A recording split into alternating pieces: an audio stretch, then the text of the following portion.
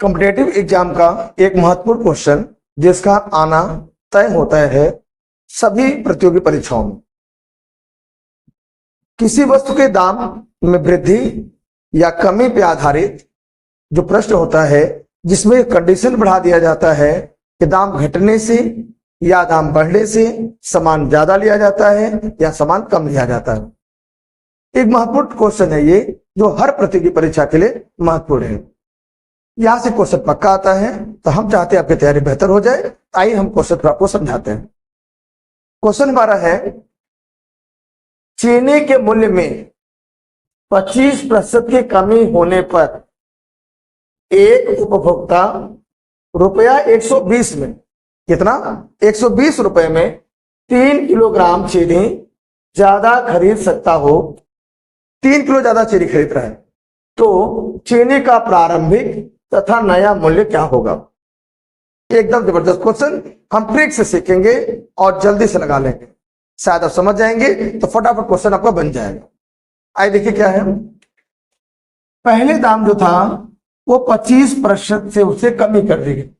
माने अगर मैं प्रारंभिक मूल्य को, प्रारंभिक और उस पर नया, दो बातें हो रही हैं।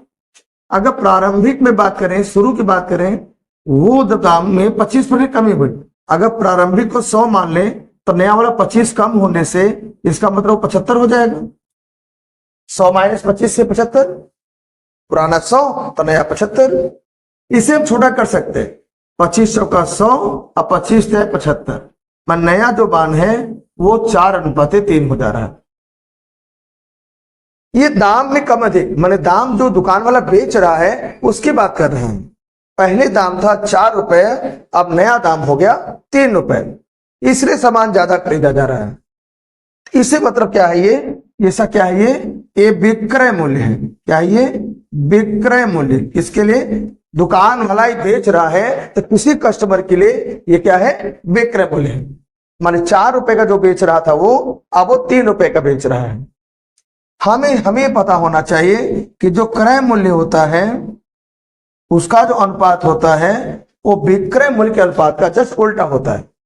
माने हम ये कहना चाह रहे हैं कि अगर विक्रय मूल्य का अनुपात 4:3 चल रहा है तो हमारा क्रय मूल्य का अनुपात 3:4 चलेगा।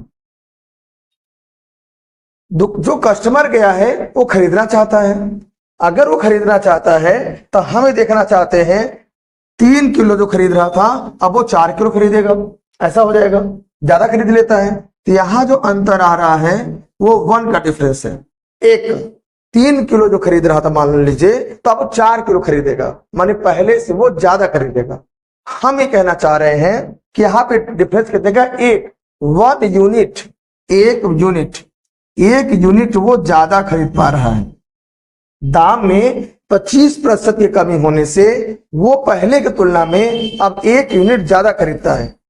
वो प्रश्न कह रहा है एक्चुअली वो 3 यूनिट ज्यादा खरीदता है, 3 यूनिट ज्यादा खरीदता है। 3 किलो, 1 यूनिट का वैल्यू दिया है कितना? 3 किलो। कितना दिया है? 3 किलो। इसका 1 यूनिट का। आप बताइए अगर 1 यूनिट का 3 किलो है तो 3 यूनिट कितना हो जाएगा? इसका तो 9 रहा होगा, 9 किलो। अब नया क्या हो जाएगा? ये 4 तिहाई 12 किलो। माने जो 9 किलो खरीद रहे थे अब हम कितना खरीदेंगे? 12 किलो खरीद पा रहे हैं। देखिए 3 का अंतर आ गया यहाँ पे। इसका मतलब जो उसका हो जाएगा, जो प्रारंभिक मूल्य था और जो नया मूल्य होगा, आइए उसको निर्धारित कर लें। आप ये बताइए 120 रुपए लेके गया है और 9 किलो पहले खरीद रहा था तो दाम कितना था? इसका मतलब 120 रुपए में 9 किलो खरीदा। अब क्या हुआ? वही 120 रुपए में वो 12 किलो खरीद के आ पा रहा है। तो 9 से करीब 3 त्रिका 9 और 3 चौके 12, माने 40/3। अगर मैं इसको भाग दे दूं तो 13.33, माने 13 रुपया 33 पैसा उसका प्रारंभिक मूल्य था।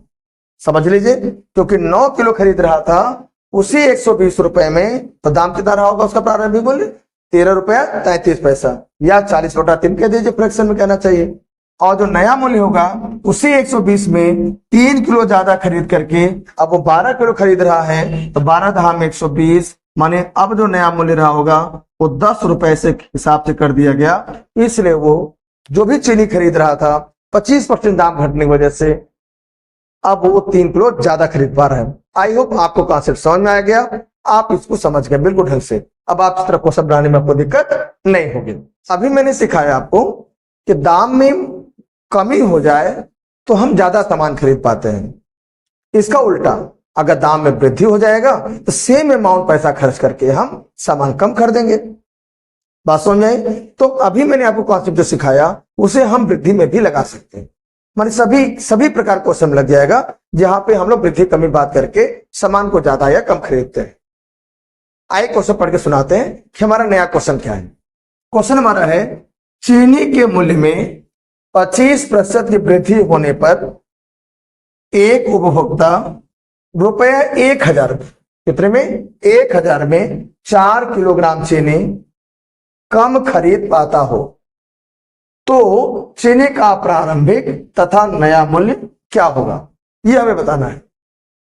ये बताइए, अगर मैं मान लूं कि पहले दाम उसका 100 था, अब 25% की वृद्धि हो गई, इसका मतलब अब नया दाम कितना 125 हो जाएगा। 25% की वृद्धि होने मतलब 100 का 25% 25 होता है, हम 125 जोड़ लेंगे तो नया दाम 125 हो गया। आप बताइए इसको हम कैसे करेंगे, तो 25 चौका 100 और 25 पंजे 125। इसका मतलब क्या हुआ, जो अनुपात आया वो 4:5 आया। दाम में 4 के दाम को 5 कर दिया, 25% बढ़ा दिया। किसने बढ़ाया, दुकानदार ने। तो दुकानदार ने क्या किया, सेल किया। तो क्या है ये सेलिंग प्राइस है, माने ये विक्रय मूल्य हुआ। माने ये जो अनुपात है किसका अनुपात है, ये विक्रय मूल्य का अनुपात है। इसका मतलब अगर हम क्रय मूल्य का अनुपात पे जाएं, क्रय मूल्य का जो अनुपात होगा वो क्या हो जाएगा, विक्रय मूल्य के अनुपात का जस्ट उल्टा। माने 4:5 को हम लोग क्या लिख लें, 5:4 उलट देते हैं। अब ये देखिए इसमें जो अनुपाती अंतर है वो कितने का है, 1 का है। 5 से 4 माने 1 का अंतर आया। अंतर मतलब बड़े में छोटे का डिफरेंस, माने क्या 5 में से 4 कम करें 1 आया। इस 1 यूनिट का जो वैल्यू है वो कितना दिया है, 4 किलो। कितना दे रहा है प्रश्न में, 4 किलो। अगर 1 यूनिट 4 किलो बराबर है तो ये 5 हमारा जो है वो 5 चौके 20 किलो हो जाएगा। फिर समझिए 1 यूनिट का दाम अगर 4 किलो है तो 5 यूनिट दाम कितना होगा, 20 हो जाएगा। और 4 यूनिट का दाम हो जाएगा 4 चौके 16 हो जाएगा। कहने मतलब यह है कि पहले 20 किलो जो खरीद रहा था वो दाम महंगा होने की वजह से अब 4 किलो कम माने 16 किलो खरीदेगा वो। अगर वो 20 किलो खरीद रहा था अब 16 किलो खरीदेगा। अब हमें बताना है प्रारंभिक तथा नया मूल्य। अगर ये बताइए वो बाजार में कितने रुपए ले गया है, 1000 रुपया। अगर 1000 रुपए में वो 20 किलो पहले खरीद रहा था, 20 किलो खरीद रहा था, इसका मतलब उसका जो दाम रहा होगा कितना रहा होगा, 50 रुपए। इसका मतलब जो पुराना दाम था वो 50 रुपए पर किलो था। ध्यान दीजिए 20 किलो सामान खरीद रहा था 1000 में, तो कितना रुपए दाम रहा होगा, 50 रुपए रहा होगा किलो। ये इसका क्या हो गया, प्रारंभिक मूल्य हो गया। अच्छा अब देखिए अब 16 किलो खरीद पाता है, माने 1000 रुपए खर्चा करके 16 किलो खरीदता है। अब इसका मतलब क्या हो जाएगा, नया मूल्य हो जाएगा। 4 चौके 16 और 4 से कटे 25 बार कटेगा, 0 और बढ़ जाएगा। और 4 से 200 काट दे, 2 दूना 2 एकम 2, 2 दूना 4, 2 पंजे 10, माने 125 बटा के 2, तो 2 छक्के 12, 2 दूना 4, 2 पंजे 10, माने इसका मतलब जो नया दाम होगा वो 62 रुपए 50 पैसे। ये क्या हो जाएगा, नया मूल्य। माने कहने का मतलब क्या है कि पहले 50 रुपए के हिसाब से जब सामान खरीद रहा था, दाम था वस्तु का, चीनी का दाम था, तो वो जो खरीद रहा था कितना किलो, 20 किलो खरीद रहा था, लेकिन दाम 25% बढ़ गया। इस वजह से वो सामान कितने में मिलने लगा, 62 रुपए 50 रुपए पर किलो हो गया। अब इसलिए वो 16 किलो खरीद पाता है, मैंने पहले की तुलना में 4 किलो कम खरीदता है। हमें लगता है एक पूरे कॉन्सेप्ट को मैंने आपको बता दिया है, चाहे वृद्धि हो चाहे कमी हो, एक सिंगल कॉन्सेप्ट पे पूरे क्वेश्चन को आप लगा सकते हैं। क्या आपको समझ में आया? कमेंट सेक्शन जरूर बताएं। ऐसे वीडियो लगातार पाने के लिए चैनल सब्सक्राइब करें, वीडियो को लाइक करें और लोगों को शेयर करें। Thanks for joining and watching.